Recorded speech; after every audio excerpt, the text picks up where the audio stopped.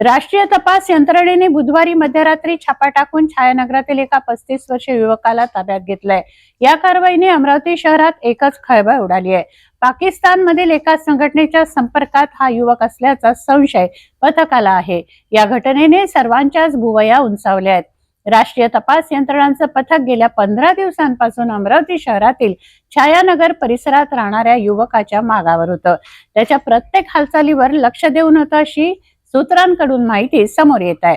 विशेष म्हणजे राष्ट्रीय तपास यंत्रणेच्या या पथकाने आपल्या मोहिमेचा थोडासाही सुगावा शहर पोलिसांना लागू दिला नाही।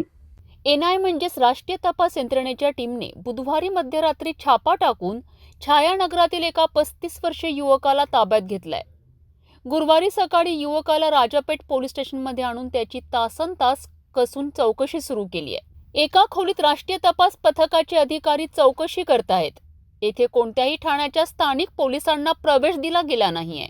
खोलीच्या बाहेर गुन्हे शाखेसह राजापेठ पोलिसांचा बंदोबस्त दिसून आलाय। राष्ट्रीय तपास यंत्रणेने 17 ठिकाणी छापे टाकले असून यात जम्मू काश्मीर, आसाम, महाराष्ट्र, उत्तर प्रदेश, गुजरातमध्ये छापा टाकून कारवाई केली आहे। आतापर्यंत 3 जणांना ताब्यात घेतला गेलाय। गेल्या 5 ते 6 महिन्यांपासून अमरावतीचा हा युवक पाकिस्तानच्या संपर्कात होता।